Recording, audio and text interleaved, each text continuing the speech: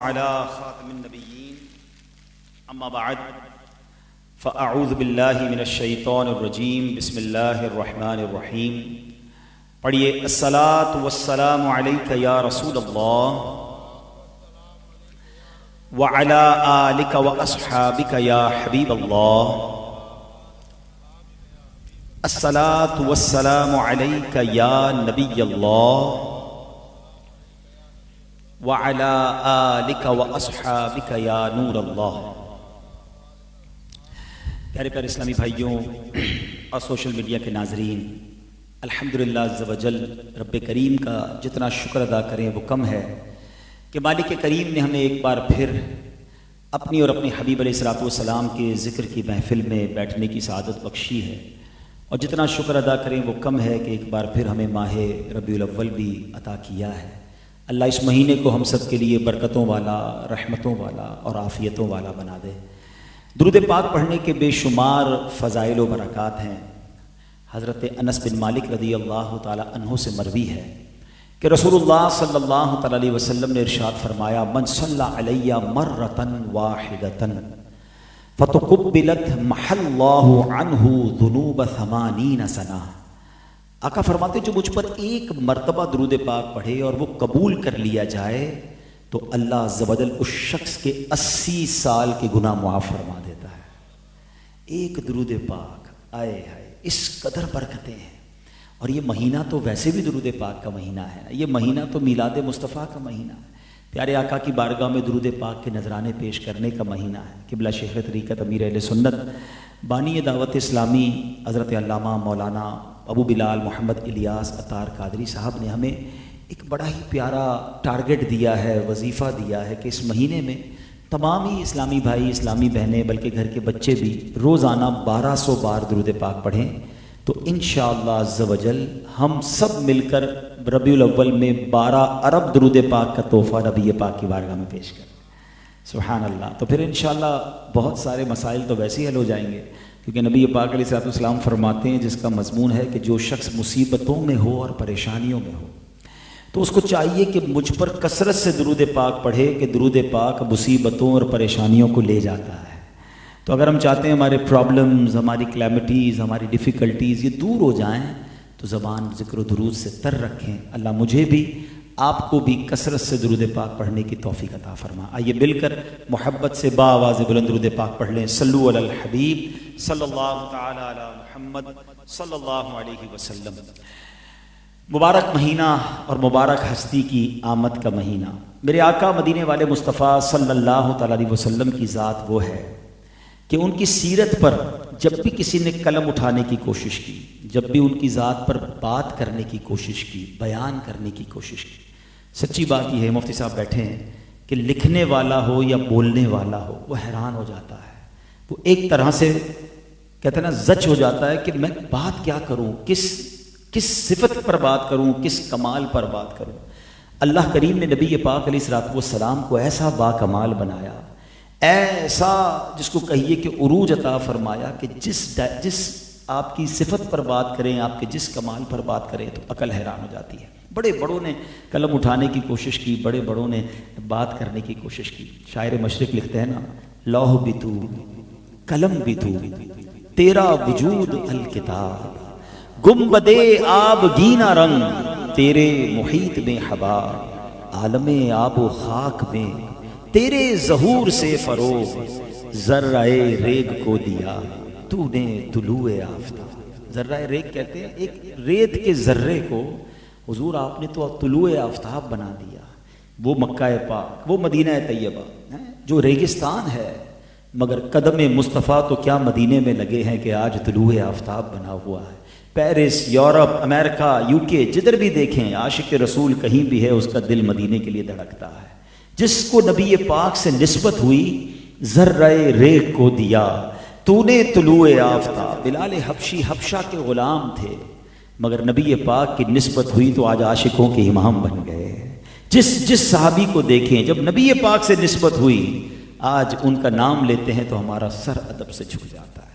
نبی پاک کا بلکہ کمال میں آپ کو بتاؤں، اس زمانے میں تو جو نسبت جنہیں ملی ان کو عروج ملا ہی ملا.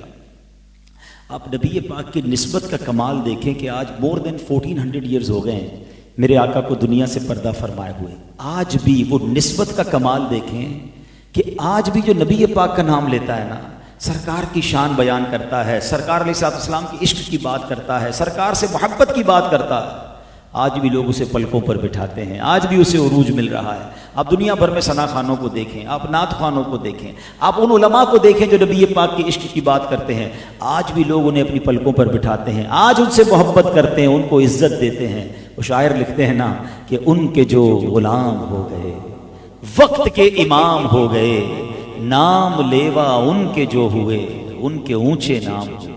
یعنی نبی پاک کا نام لے لے کر لوگوں کے نام اونچے ہو گئے، کیونکہ ذرہ ریگ کو دیا تو نے طلوع آفتاب.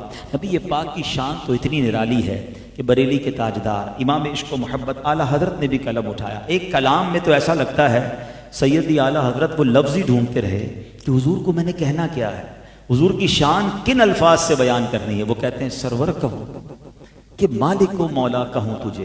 اس کلام کی خوبصورتی سمجھیے گا، ہی از ان سرچنگ فار دا ورڈز. اس پورے کلام میں تلاش ہو رہی ہے کہ لفظ کون سا ڈھونڈوں جس سے نبی پاک کی تعریف بیان کروں. سرور کہوں کہ مالک و مولا کہوں تجھے، یا باغ خلیل کا گل زیبا کہوں تجھے. اللہ رے تیرے جسم منور کی تابشیں، اے جامع جہاں اے جانے تجلا کہوں تجھے. تیرے تو وصف عیب تناہی سے ہیں بری، حیران ہوں میرے شاہ میں کیا کیا کہوں تجھے. سمجھ رہے، تلاش ہو رہا ہے کیا کیا کہوں، پتہ ہی نہیں ہے، سمجھ ہی نہیں آ رہی. اچھا چلیں، علماء بیٹھے ہیں، ہم نے انہیں سے پڑھا ہے، استاد صاحب بھی ہیں میرے، اس شعر کو کئی بار سنا ہے. آج اس کو ذرا سمجھ لو تو اور سیدی اعلیٰ حضرت سے بھی محبت میں اضافہ ہوگا، نبی پاک سے محبت میں بھی اضافہ ہو جائے گا. تیرے تو وصف عیب تناہی. یہ عیب تناہی کیا ہے؟ مثال کے طور پہ میں آپ سب کے ہاتھ میں ایک کاغذ دوں اور آپ کو کہوں کہ جناب جس شخصیت سے آپ بہت زیادہ پیار کرتے ہیں ذرا اس کی کمالات لکھیں، اس کے اوصاف لکھیں، اس کی اسپیشلٹیز لکھیں. تھوڑی دیر لکھنے کے بعد آپ پیپر بھی واپس دے دیں گے، قلم بھی واپس دیں گے. کسی کے پیپر پر 10 خوبصورتیاں لکھی ہوں گی، اچھی باتیں لکھی ہوں گی، کوئی 15 لکھ دے گا، کوئی 12 لکھ دے گا. بہت خوبصورت ہے، بہت با اخلاق ہے، بڑا خیال کرنے والا ہے، بڑا اسمائلی فیس ہے. 5 7 8 10 15 دیٹس اٹ. یہ جو آپ نے واپس کیا نا، میرے رضا کہتے ہیں یہ تو بات ختم ہو گئی نا.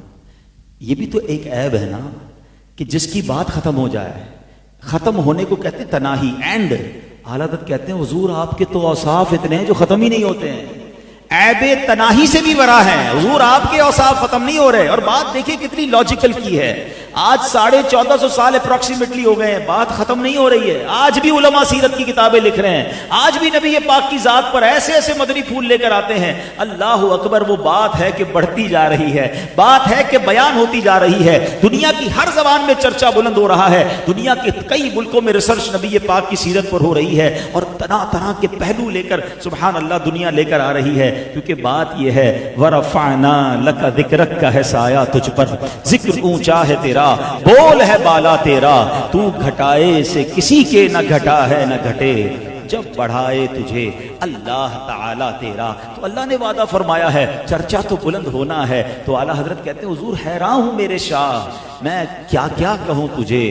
اور آخر کہتے ہیں نا بات مکانے کے لیے کیا کہتے ہیں کہ لیکن رضا نے ختم سخن اس پہ کر دیا، خالق کا بندہ خلق کا آقا کہوں تجھے. تو سچی بات یہ ہے کہ جب ہمیں بیان کرنا ہوتا ہے، آج میں سوچ رہا تھا کہ نبی پاک کی سیرت پر کچھ بات کروں گا. میلاد کا مہینہ ہے، پیارے آقا کے کسی وصف پر بات کرتے ہیں تاکہ برکتیں ملے، تاکہ اس سے کچھ سیکھیں. تو بیان کرتے وقت یہ بار بار خیال آتا تھا کہ کیا نبی پاک کے بچپن پر بات کروں، آقا کی ولادت سے پہلے کے واقعات بیان کروں، یا پیارے آقا علیہ السلام کی ولادت کے وقت کے کمالات کی بات کی جائے، بچپن کی بات کریں، مکی زندگی کی بات کریں، یا ہجرت مدینہ کی بات کریں، یا مدینے جا کر نبی پاک کی زندگی کے جو واقعات بیان ہیں وہ کریں، معراج کی بات کریں یا شق صدر کی بات کریں. کتنے واقعات ہیں میرے آقا کی زندگی میں. نبی پاک کے حسن و جمال کی بات کریں کہ پیارے آقا کے حسن اخلاق کی بات کریں، نبی پاک کی شرم و حیا کی بات کریں یا پیارے آقا کی جود و سخاوت کی بات کریں.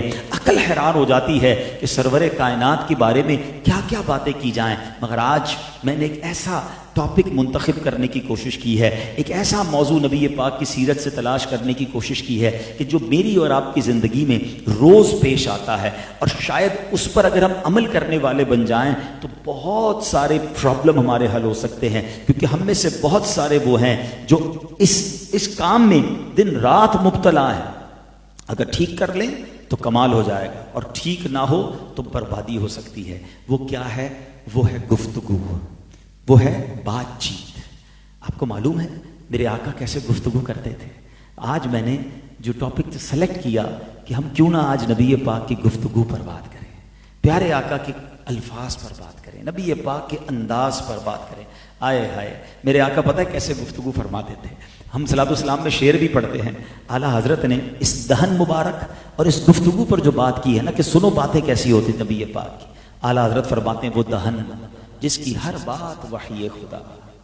میرے آقا جو فرماتے ہیں وہ اللہ کی عطا سے ہوتی ہے, وحی خدا ہوتی ہے. وہ دہن جس کی ہر بات وحی خدا, چشمہ علم و حکمت پہ لاکھوں سلام, جس کے پانی سے شاداب جانو جنا, اس دہن کی تراوت پہ لاکھوں سلام, جس سے خاری کنویں شیرہ جاں بنے, اس زلال حلاوت پہ لاکھوں سلام.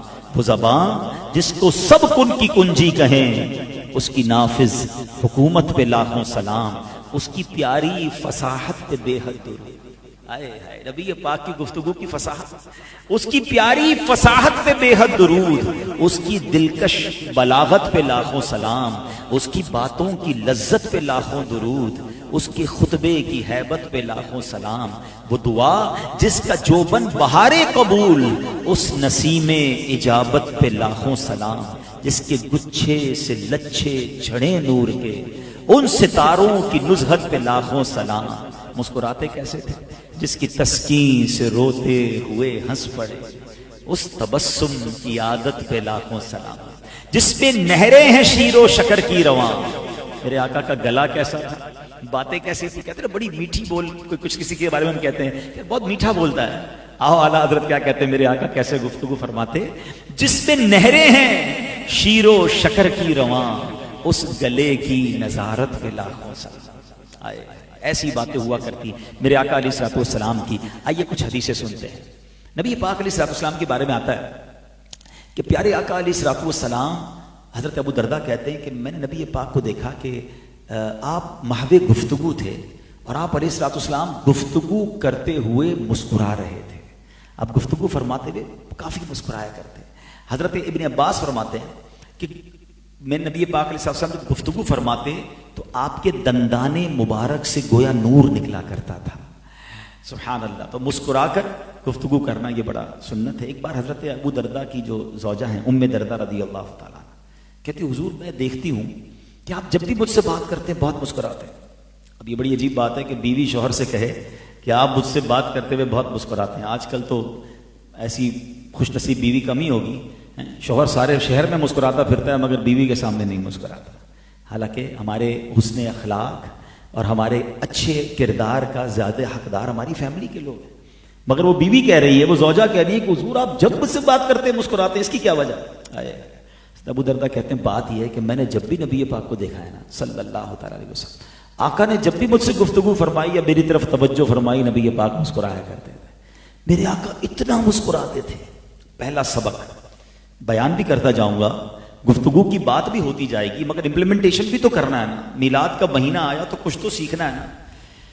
تو مسکرانے کی عادت ڈالیں. یہ وہ خزانہ ہے, یقین کریں, جس میں خرچہ نہیں ہوتا مگر سامنے والے کے چہرے پہ بھی مسکراہٹ آ جاتی ہے, اس کے دل میں آپ کے لیے جگہ بن جاتی ہے. مسکراہٹ چابی ہے, یاد رکھیے گا, دل میں داخل ہونے کی.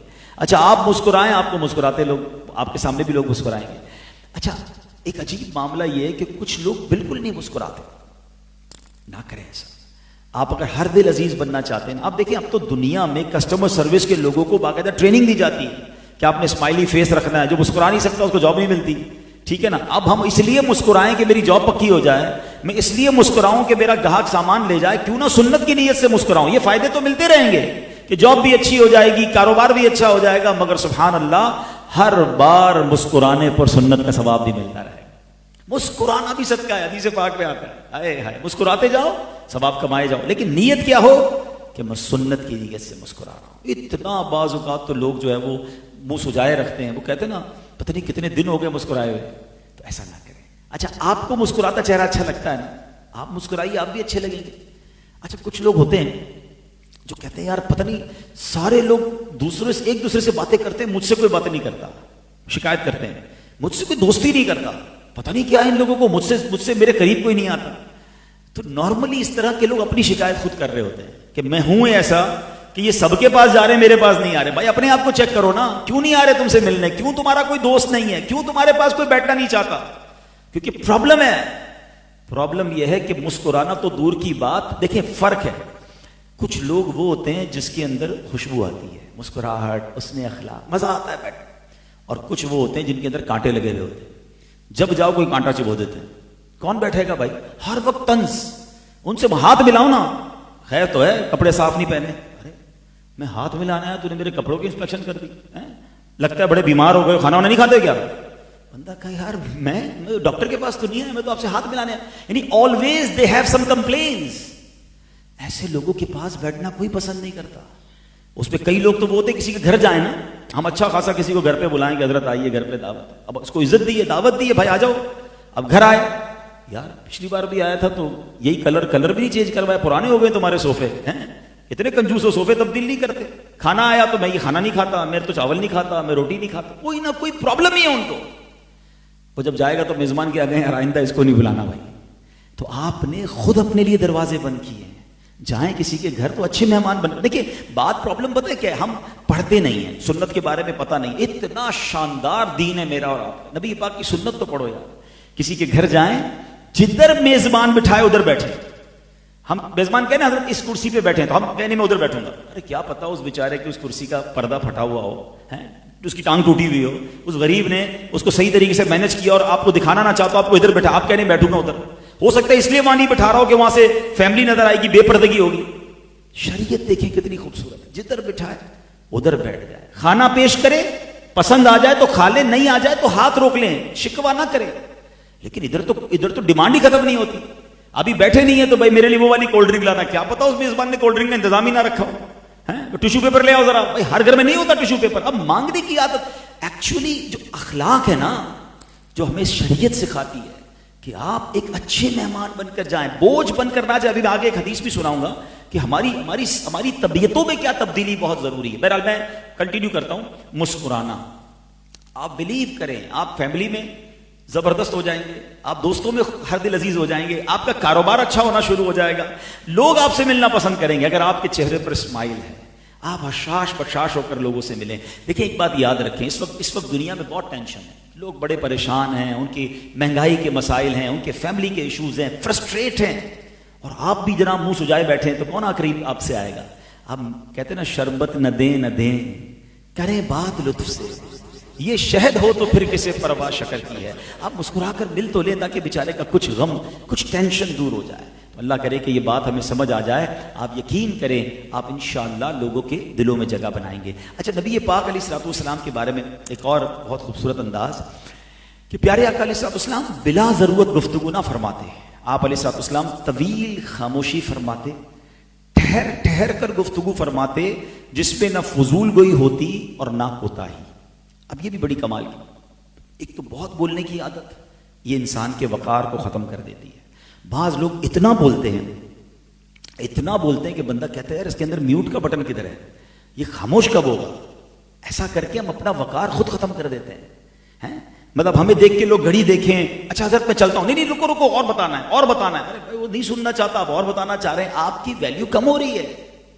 ایک جملہ بہت خوبصورت ہے، اللہ کرے آپ اسے چاہیں تو یاد کر لیں، اتنا مت بولو کہ لوگ چپ ہونے کا انتظار کریں، اتنا اچھا بول کر چپ ہو جاؤ کہ لوگ مزید سننے کا انتظار کریں۔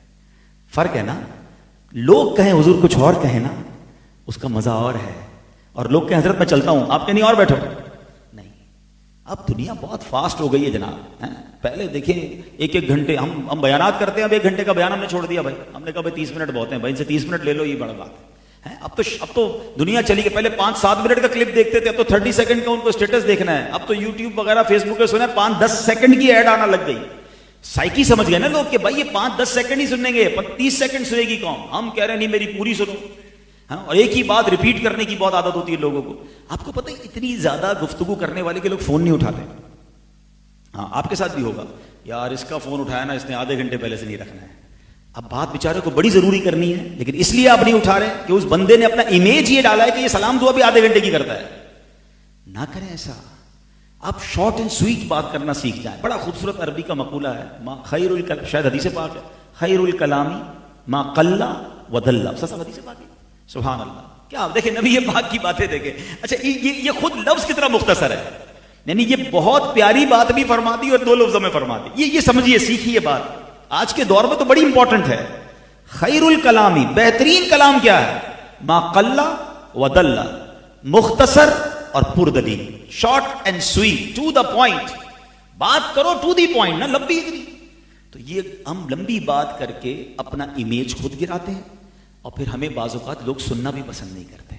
میں تو الحمدللہ یہ والا جو بیان آپ کے درمیان کر رہا ہوں نا, میں مبلغین کے درمیان بھی کرتا ہوں کہ بھائی بیان کیسے کرنا ہے, گفتگو کیسے کرنی ہے, نیکی کی دعوت کیسے دینی ہے. اپنی بات کو اتنی پردلیل اور شارٹ اینڈ سویٹ رکھو کہ اگلا کہے حضور 5 منٹ اور کچھ باتیں بتائیں, یہ آپ کی عزت ہے. اور اگلا کہے میں جا رہا ہوں ادھر, آپ کہیں سنو میرا بیان تھوڑی پورا ہوا, اتنا بڑا لے کر آیا. نہیں, یہ ہمیں ہر چیز میں دیکھنا ہوگا کہ ہم اپنی گفتگو دیکھیں. نبی پاک سبحان. اچھا پھر پیارے آقا علیہ الصلوۃ والسلام کا ایک اور خوبصورت انداز ہم نے اس حدیث میں سنا.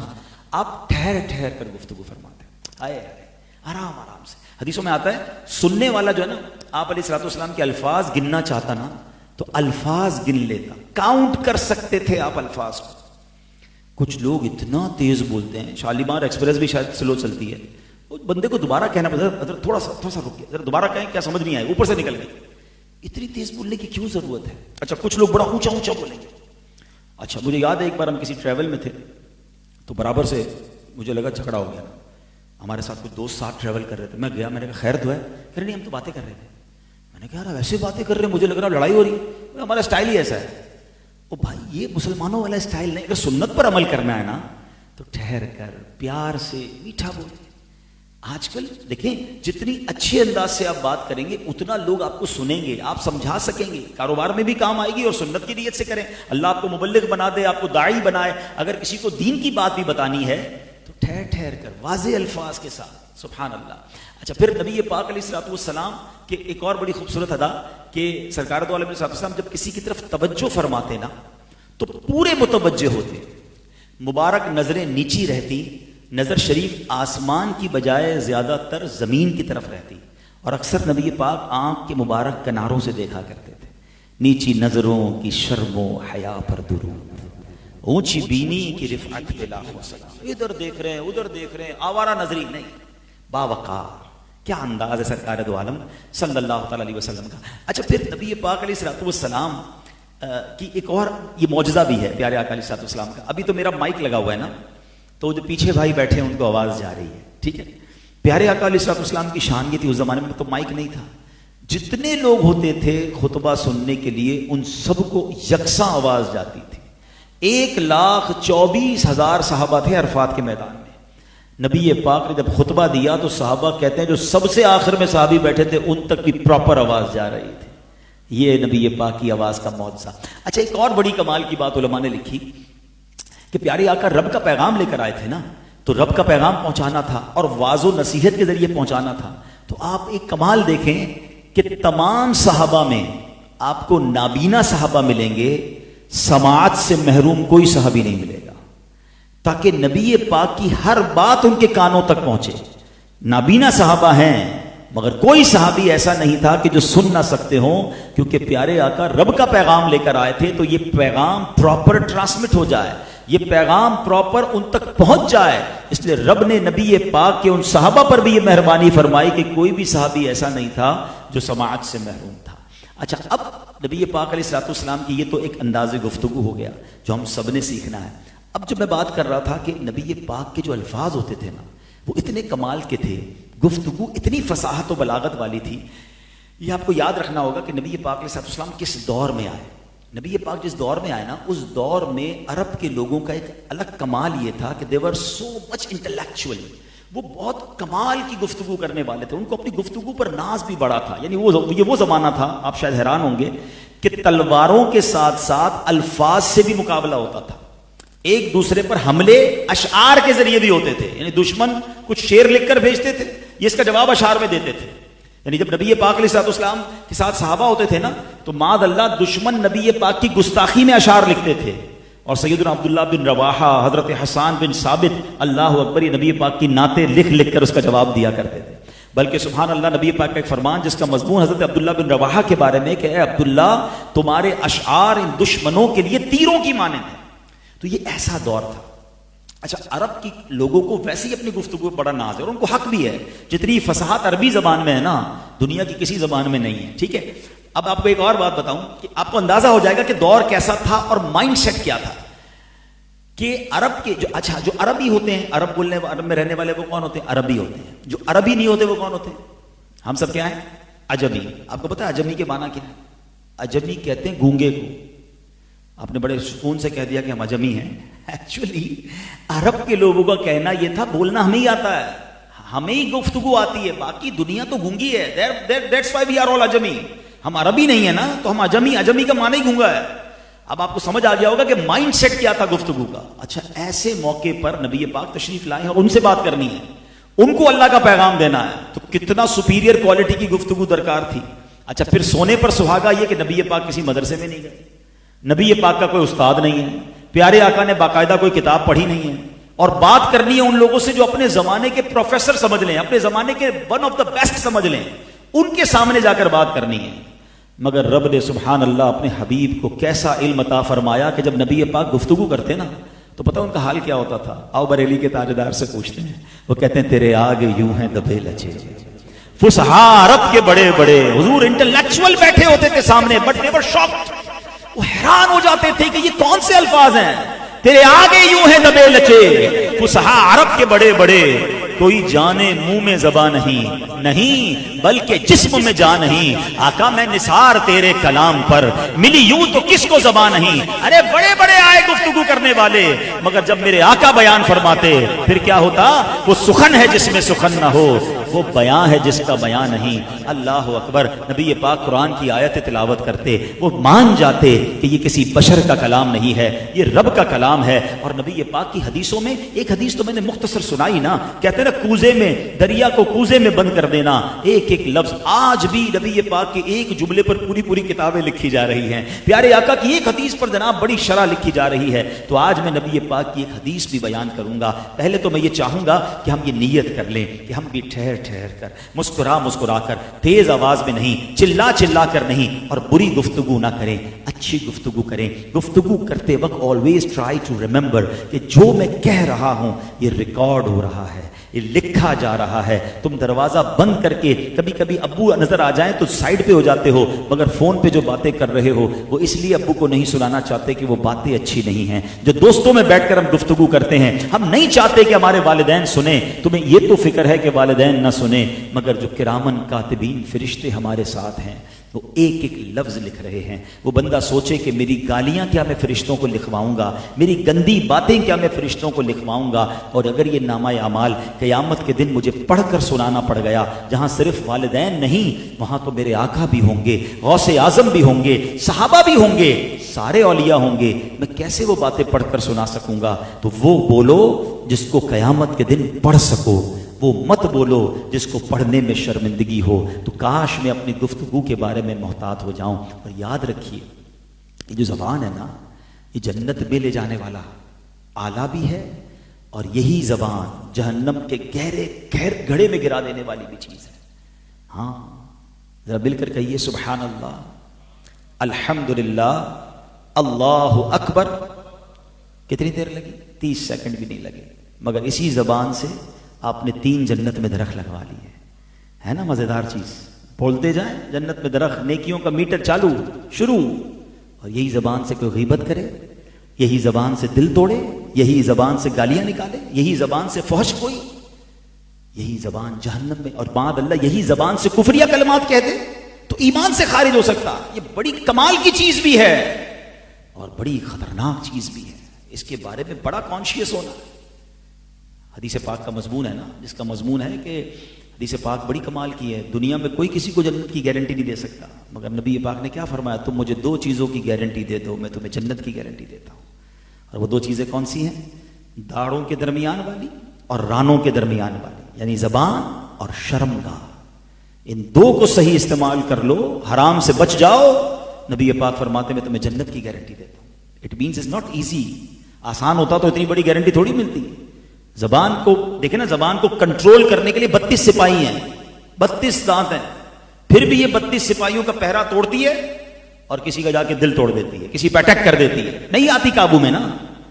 کئی بار زندگی میں ہوا ہوگا کہ آپ بول کر پچھتائے ہوگے کہ یار نہیں بولنا چاہیے تھا، پارٹنرشپ ٹوٹ گئی، رشتہ ٹوٹ گیا، اس کا دل ٹوٹ گیا، جھگڑا ہو گیا، معاملہ بڑھ گیا، پہلے سوچ لیتے ہیں۔ خاموش رہ کر نہیں پچھتاتا انسان، بول کے ضرور پچھتاتا ہے۔ قبلہ شیخ طریقت امیر علیہ سنت مدنی چینل پر بڑا پیارا نعرہ لگاتے ہیں، پہلے تولو بعد میں بولو۔ سوچ لو نا، جو میں کہنے جا رہا ہوں یہ دل توڑ دے گا، کہیں اللہ کی ناراضی کا سبب تو نہیں بن جائے گا، گناہ کا میٹر تو نہیں شروع ہو جائے گا۔ سو ایک سیکنڈ رکے تو صحیح، کیا بولنے جا رہا ہوں؟ اللہ کرے کہ اچھا بولنا نصیب ہو جائے۔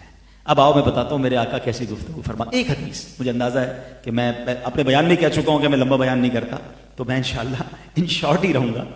ایک حدیث، اور اس حدیث سے انشاءاللہ ہمیں بہت کچھ سیکھنے کو ملے گا، چونکہ یہ بیان لائیو بھی جا رہا ہے، تو آئی ہوپ انشاءاللہ بہت سارے لوگوں کو ہمارے اس بیان سے بھی سیکھنے کو ملے گا کہ پیارے آقا علیہ الصلوۃ والسلام جو ہے ان کا ایک بہت پیاری حدیث ہے، آپ نے اس میں مومن کی تعریف بیان کی ہے۔ آپ فرماتے ہیں المؤمن حیل لین سہل۔ بات پوری ہو گئی۔ میں نے کیا کہا؟ شارٹ اینڈ سویٹ، مومن کی تعریف ہے۔ اچھا ماشاءاللہ استاد صاحب بیٹھے ہیں، استاد صاحب کے سامنے ہم کیا علمی باتیں کریں، ان کے قدموں سے سیکھا ہم نے۔ اب ان تینوں لفظوں کو ذرا سمجھیے گا۔ موتی جیسے لفظ کیسے، میں ترجمہ بعد میں بتا دوں دوبارہ، اس کی خوبصورتی کو اور اس کو ٹیسٹ لو نا، ذرا مزہ لو۔ نبی یہ باقی باتیں ہیں نا، اللہ اللہ حضور کی باتیں ہیں، مرحبا رنگ و نور کی باتیں، چاند جن سے ضیائیں لیتا ہے اور تارے سلام کہتے ہیں۔ المؤمن کون ہے؟ مومن حیین لین سہل، بلکہ یاد بھی کر لو یار، کچھ حدیثیں یاد بھی ہونی چاہیے عربی متن کے ساتھ۔ تینوں لفظ 3 حرف کے ہیں، ہم وزن ہیں، آپ سمجھ رہے؟ ایسا لگ رہا ہے موتی ہیں جڑے ہوئے۔ اب اس کے معنی سمجھیے گا۔ مومن کون ہوتا ہے؟ حیین لین سہل، نرم دل، نرم خو اور آسان، دیٹس اٹ۔ یہ مومن کی تعریف ہے نا۔ اب ہم چیک کرتے ہیں کہ ہم یہ ہیں کہ نہیں۔ نرم دل کون ہوتا ہے؟ کسی کو تکلیف میں دیکھے اس کو بھی تکلیف ہو، کسی مسلمان کو پرابلم ہو اس کا دل بھی دکھے کہ ہم ایسے ہیں۔ ہم تو کہتے ہیں اگلے کا بیڑا غرق ہو جائے، میرا کام سیدھا ہونا چاہیے۔ پڑوسی پریشان ہے ہم سے، محلے والے پریشان، کدھر گاڑی پارک کرنی ہے، کدھر جناب کچرا پھینکنا ہے، کدھر کسی کو ٹینشن دینی ہے، کوئی ٹینشن نہیں، ہمارے معاملہ سیدھے ہونے چاہیے۔ نہیں، کسی کی تکلیف میں آپ کو تکلیف ہوتی ہے کہ نہیں، یہ مومن کی نشانی ہے۔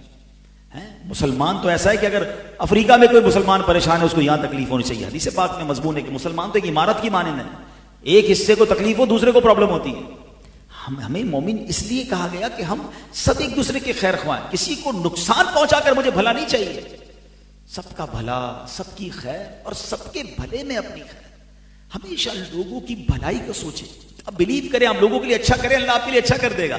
آپ لوگوں کے لیے راستے آسان کریں، اللہ آپ کے راستے کھول دے گا۔ جو لوگوں کے لیے راستے تنگ کرتے ہیں نا، یہ کاروبار میں بھی پڑا ہوتا ہے، یار اس کی کس طرح آئٹم ڈاؤن ہو جائے، کہیں یہ پوری مارکیٹ کیپچر نہ کر لے، کہیں یہ نفع نہ اٹھا لے، کہیں اس کا کنٹینر پہلے نہ آ جائے، کہیں اس کی شپمنٹ پہلے نہ چلی جائے۔ وہ اللہ کے بندے، اللہ کے خزانے بھرے ہوئے ہیں، جو رب اس کو روزی دینے پر قادر ہے وہ مجھے بھی دے سکتا ہے۔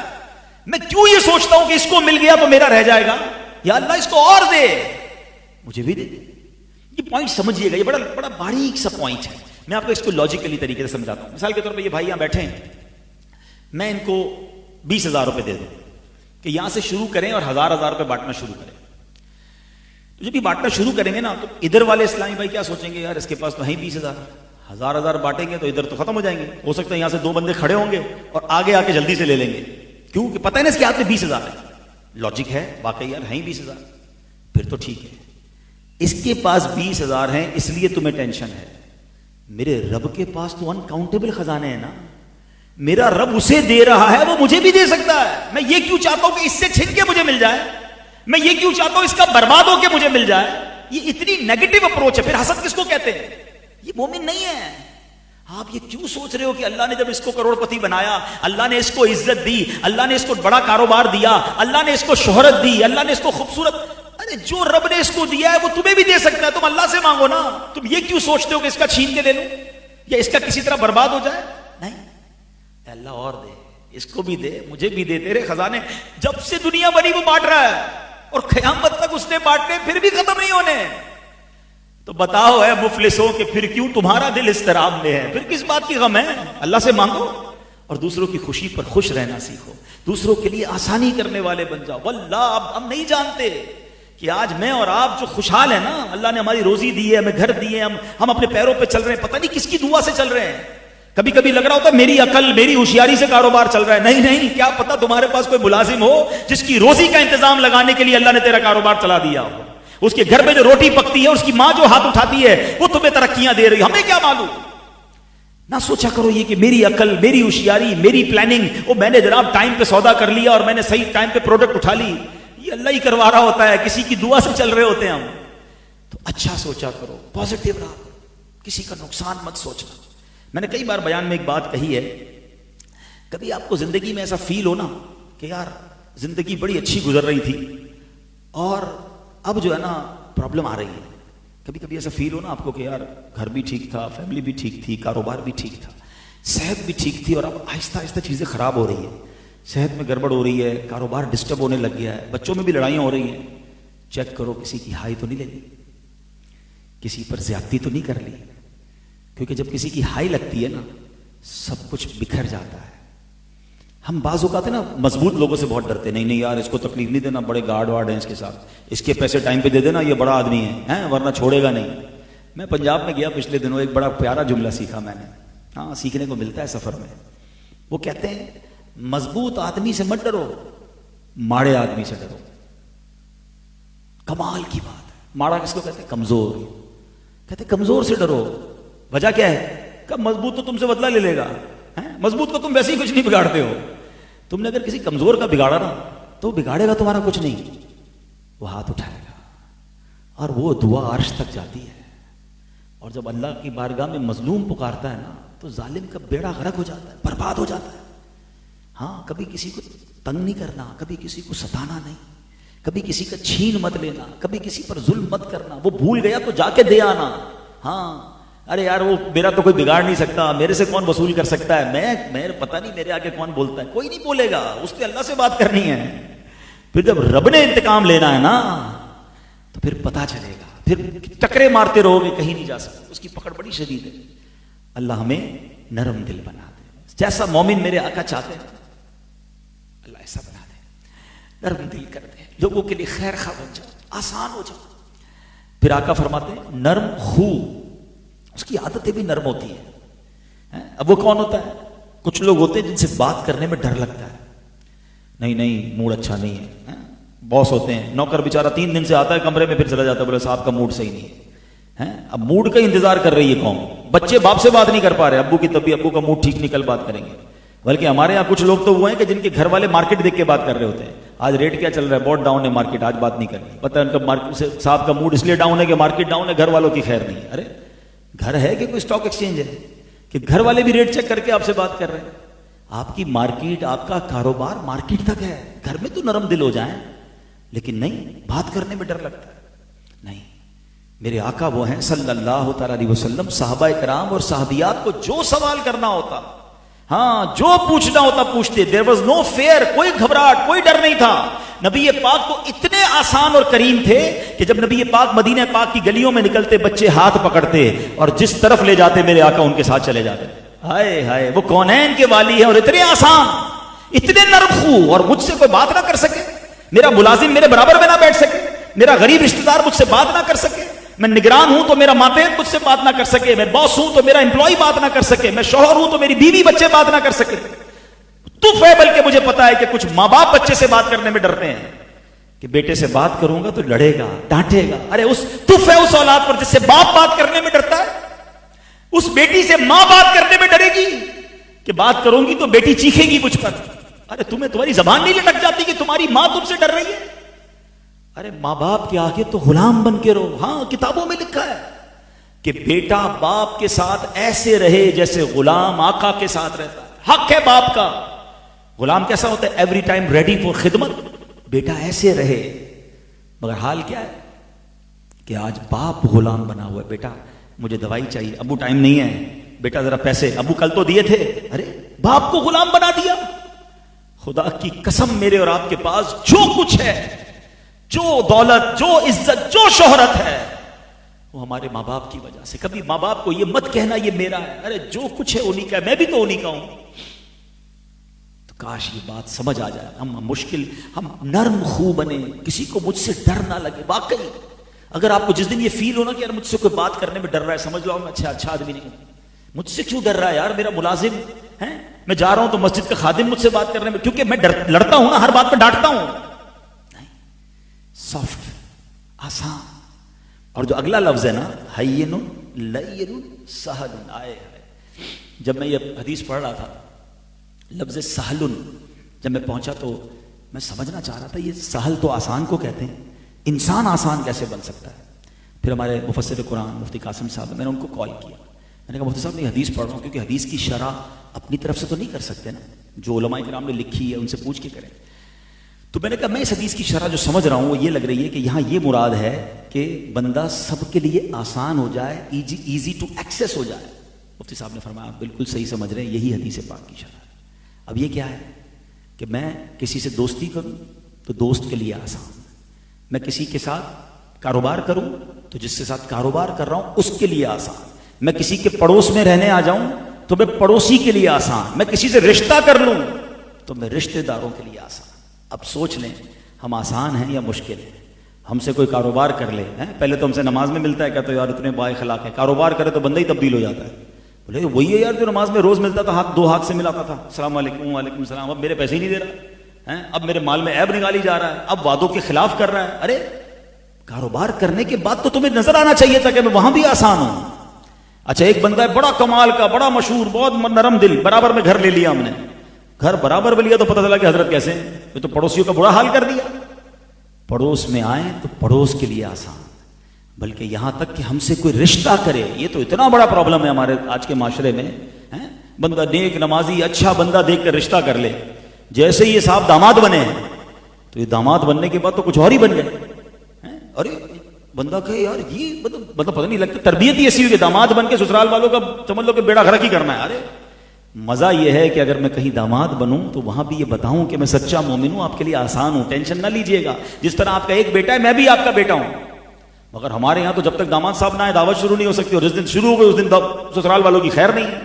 میں تو ایسی بھی خاندان کو جانتا ہوں کہ جن کے یہاں دعوت میں 2 بندے اسپیشل رکھے جاتے ہیں کہ تم نے صرف ہمارے داماد کا خیال رکھنا ہے. یہ ٹائم پہ گرم کھانا دینا، اس کو ٹائم پہ بوتل دینا، یہ ذرا بھی ناراض نہیں ہو، یہ ناراض ہوا میری دعوت خراب کر دے گا. ارے داماد ہے مطلب کیا کیا ہم نے؟ مطلب یہ مسلمان ہوتا ہے کہ آپ سے پورا سسرال ڈر رہا ہے؟ سمجھو میری بات کو. اگر میں مومن ہوں نا واقعی تو میں ہر جگہ مومن ہوں. میں رشتہ دار ہوں تو میں آسان ہوں، میں کاروبار کروں تو میں آسان ہوں، میں قرضہ لوں تو آسان ہوں، میں قرضہ دوں تو آسان ہوں، میرے پڑوس میں کوئی رہنے آئے تو میں آسان ہوں، میں دوستی کروں تو میں آسان ہوں. پھر میں مومن ہوں نا. 4 جگہ تو بڑا اچھا حسن اخلاق کا پیکر، باقی لوگ ساری دنیا مجھ سے پریشان نہیں. تو ہے میرے پیارے اسلام بھائی، یہ ربیع الاول کا یہ پیغام ہے کہ اگر واقعی میلاد منانا ہے نا، واقعی میلاد کی برکتیں لینی ہے، we have to change our personality. لاؤ نا تبدیلی اپنے اندر کہ میری گفتگو نرم ہو، میری عادتیں نرم ہو، میری رشتہ داروں سے اچھی ہو، میرے دوستوں سے میں اچھا رہوں. اگر اللہ نے کوئی مال، کوئی پیسہ، کوئی منصب دیا تو رب کی مہربانی، اس پہ اترانا کیسا، اس پہ روب کیسا.